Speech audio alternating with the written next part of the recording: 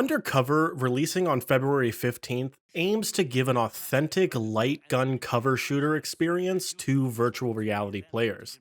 When I was younger, I remember games like Time Crisis and House of the Dead being in the arcades and just loving playing those games. The developers at SigTrap had the same inspiration when they developed Undercover. They aim to achieve the same feeling of those physical light gun shooters when it comes to the mechanics, gameplay, gunplay. But the question is, can Undercover live up to the feeling I had as a kid when I was in the arcade?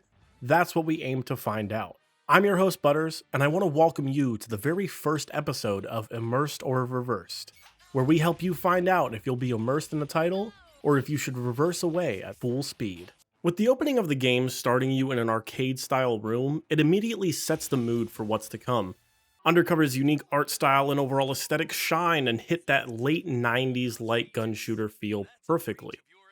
You will also notice the weapon you have in your hands is functionally true to what they are going for, since it has the simulated recoil mechanism built into it. For those that don't know, this was a first-of-its-kind feature that launched in 1995 with the release of the original Time Crisis arcade cabinet in Japan. This is just a really nice touch that had me speechless when I first booted up the game, and I can't stress enough how the attention to such a small detail really hyped me up for the experience I was going to have. The art style has a blend of retro and poly. I really like the way they did this, and it kind of reminds me of games like Superhot or Astroneer.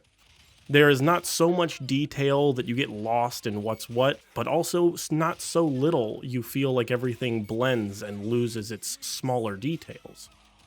The bright and vibrant colors of enemies really pop out on the slightly less vibrant environments, making enemies easier to spot, thus making them easier to target. It seems like the devs really understand the ins and outs of their inspiration and translated that to their level design, game mechanics, and world building perfectly. Similar to other games in the genre, Undercover uses the level and chapter system for progression. With 4 levels, all containing 3 different chapters within them, you will be ranked in each subsection within a chapter, getting a rank from D to S. This rank is given based on your overall accuracy, speed, and your chain kill multiplier, which essentially gives you additional score. At the end of each chapter, all ranks will be counted and you will be given a chapter score average. But in my experience, it is not easy to get a rank S for almost every chapter. I think I only got it once when I was playing the entire time, and that was only in the first level. I have not gotten another S rank in my first playthrough the entire time. It wasn't until I went through the game a second time where I got additional S ranks. If you are someone that likes to go for the 100% completion and the best possible score, this system offers a decent amount of replay value when it comes to both the solo and co-op play. In the solo, you are given that rank per the chapter section, but in co-op, the same thing goes.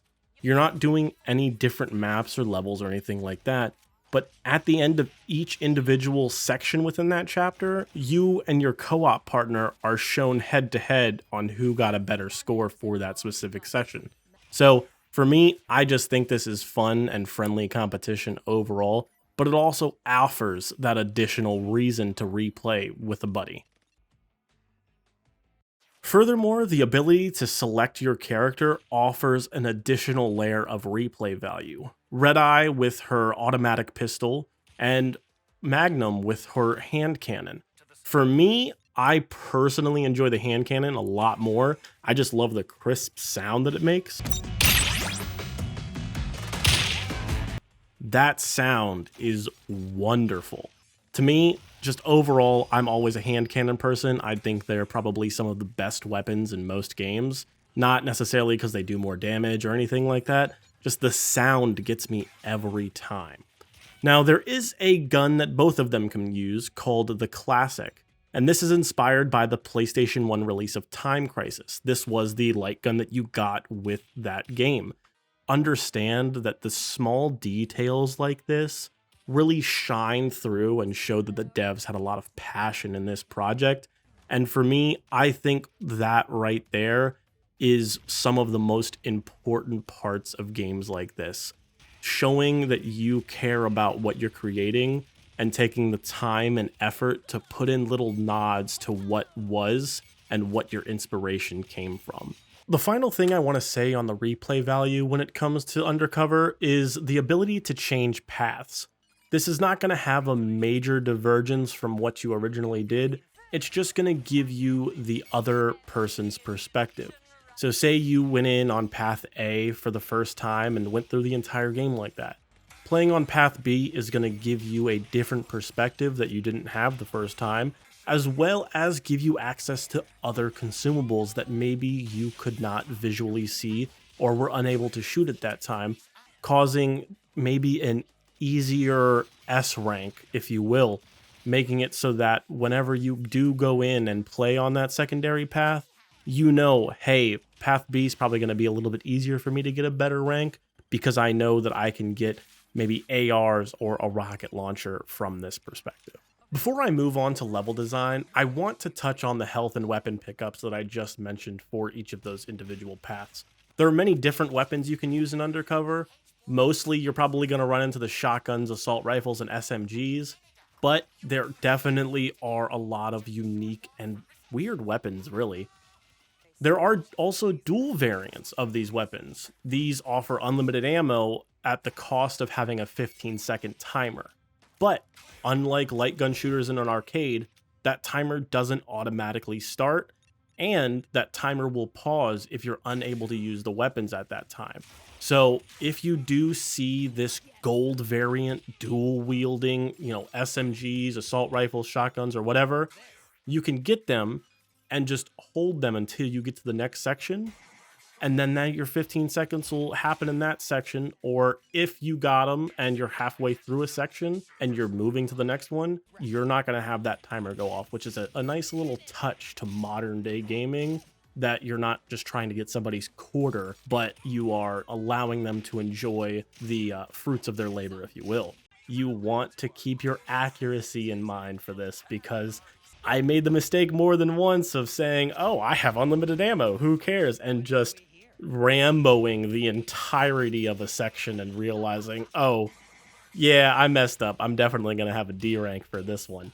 So remember to keep in mind, don't be careless. Always worry about that accuracy rating. Even if you might be faster, you still want to keep that in mind if you're going for the S rank. Furthermore, you will be able to look behind you. Unlike a light gun shooter in an arcade, if you missed something or you shot it and then started moving to the next section, as soon as you get to that next section, if you know that you'll be able to see it behind you, it will respawn.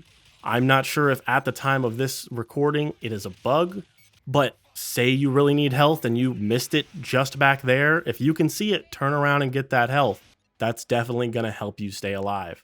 Finally, I get to talk about the level design. Levels have destructible environments, and when I say destructible environments, I mean like a lot of things can actually be broken on these levels.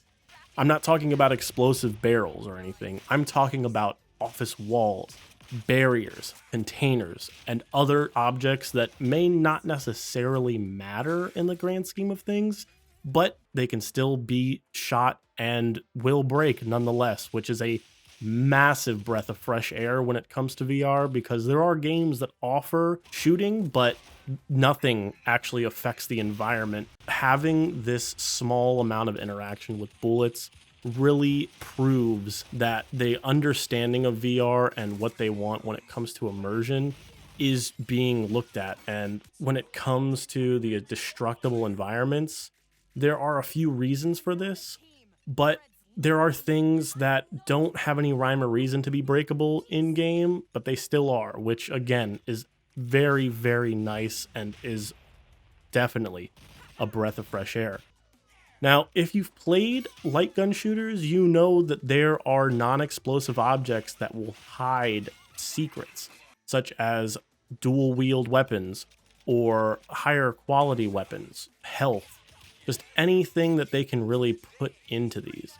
Think of containers like crates, or maybe there is a cubby under some sort of stage and you have to break a crate to be able to see what's behind it.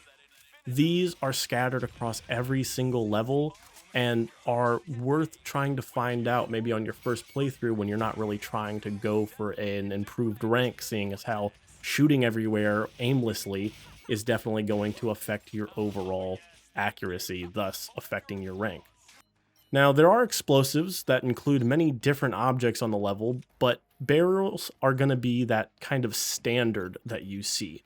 You will have barrels on every single map that you will know for a fact are going to be explosives, but there are also other areas of the maps that can damage enemies that aren't just barrels. On the very first level, you'll have valves and vents that you can shoot to take out enemies that will explode. In the first chapter of the second level, you'll be able to shoot chandeliers off the ceiling, and enemies below will be killed. Objects like these are what you need to look out for as you progress throughout the game if you truly want to get that S rank. These are going to save you both on accuracy, as well as the speed at which you can take out enemies in that area. Moving on to the mechanics of Undercover, let's start by talking about the weapons. You won't be reloading your weapon like you usually do in a VR shooter, seeing as how Undercover is aiming to be that light gun cover shooter and keep the experience authentic, which they do superbly. Whenever you're using a light gun in an arcade, you are going to do the crouch or press the pedal, whatever have you, and that's going to reload your weapon. Now, I understand that crouching in VR can be one of those things that you don't want to do and seems like a lot for a game like this, especially since you're probably going to have to do it all the time. The devs thought about this. Obviously, during testing, their legs, grew 2 inches in diameter with all these squats, and they decided more than likely it's probably best that you don't need to crouch all the way. So the developers implemented around 6-inch requirement max for you to crouch, and that'll actually put your character completely in cover. I like this. I think it's awesome. I think for the most part, many more games might be able to implement this if maybe they have some sort of option. I don't know. Just for those of us with bad knees, let's put it that way. With that being said, I did say that they offer a crouch button. This is for seated mode. You're going to use either the X or the A button as your virtual crouch. And I thought that this was a little OP because you can just click that button as fast as you really want.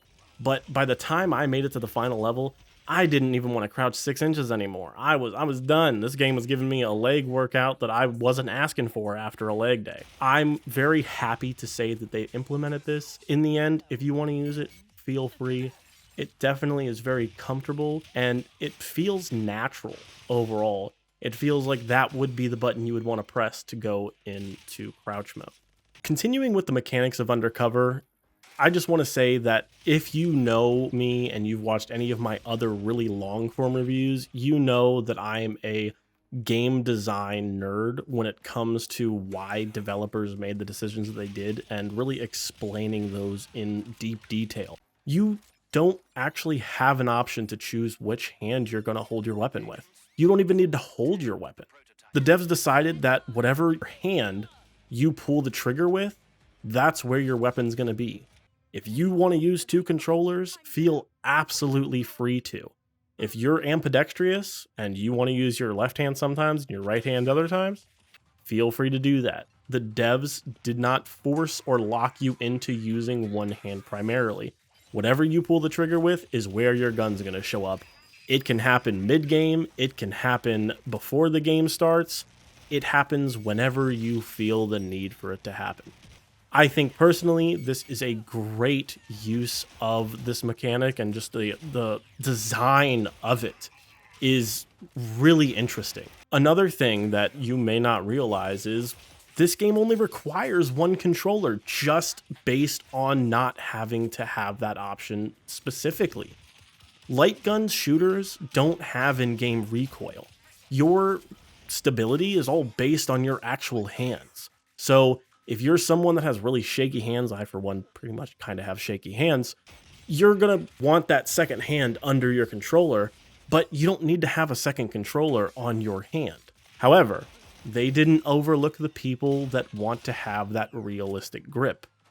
They said, you know what? Although it doesn't require it, we're still going to put the time and the effort into making every single weapon have 2 points of grip, whether that be an AR, an SMG, a shotgun, or even a rocket launcher. All of these have their own grip points for those who will continue to use 2 controllers.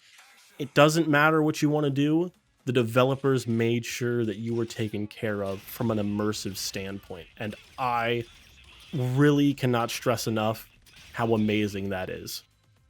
Now, this is going to be a mechanic that most people will kind of be like, why even mention this? It's not really anything that's that hard to understand. It definitely is really easy to understand. I know that if I see a hologram standing, I'm going to be moving. If I see a hologram crouching, that means I'm going to be in combat. Why did you even mention this in your review? Well, that right there is the exact reason I am mentioning the holograms. Because if you can watch this gameplay and understand that, that means that the dev's intent is being understood without you even thinking about it, which is huge. From a design standpoint, as someone myself who really loves to look at how games are made, what the intent behind them is, and just the overall understanding of why things are the way they are in these games, stuff like this that makes me look at it once and instinctively understand what's going to happen or what I need to do is good game design. And this just proves so much that the developers put a lot of thought and care into this game to make it easy for players of all levels to enjoy. And that's the only reason this is even being mentioned at all. Now, you can say this is just another on-rail shooter and technically be correct. The design itself is inspired by an entire genre that is on rails. The light gun genre as a whole only has on-rails interaction. Don't get this game expecting it to not stay true to its source material, especially after throughout this entire video I stated multiple times that the developers at SIGTRAP absolutely knew what they were doing when they followed the inspiration they had for Undercover. The game also makes fun of itself within the second chapter of the first level and makes fun of the whole on-rails design we have in VR. Whenever we hear on-rails, we immediately shut off. Whenever we see something that's on rails, we immediately shut off. This here is something that is unique, and as long as you go in knowing what to expect, you will more than likely have a fantastic time. But before we end this review, I want to talk a little bit about the story. There is some surface level interaction between the 2 protagonists, as well as those 2 protagonists with other characters. Don't expect anything deeper than a kiddie pool, though, when it comes to the story as a whole, and I'm not saying that it's a bad story, but the light gun shooter genre doesn't really go for deep narrative. It's not going to be a really compelling story beyond its surface level that you get. Undercover does have its moments, but in the end, you're playing a game like this to shoot stuff, not for that compelling story. The voice acting is done very well, and I never really found myself saying, please stop talking, or let me just turn this sound off. Obviously, if you're going to be replaying the game while trying to get that S rank, you may find yourself hearing the same voice annoying. But personally, I went through the game 4 different times, and I didn't once turn off the dialogue. But that's just me. You may be a little bit different, and I understand that. I just wanted to make sure that I gave some sort of nod to the story here and say that, yes, the voice acting is done really well. With all this said, the question remains, will you be immersed, or should you start to reverse away from Undercover? If you're someone that enjoys a good light gun arcade session with more of a pick up whenever you want type of experience that includes the option to chase high scores, I think Undercover is probably going to be up your alley.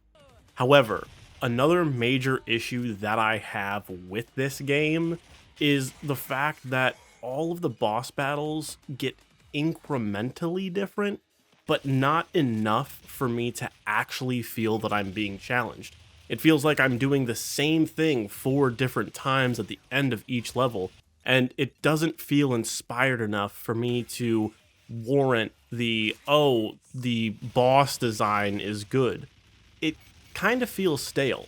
Yes, I understand that every single boss has an additional way to hurl a projectile at me, whether that be bullets, rockets, or random objects from the map, or a laser.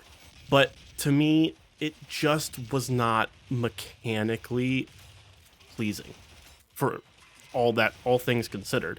It was a shoot when you can, hide, and that's what it is.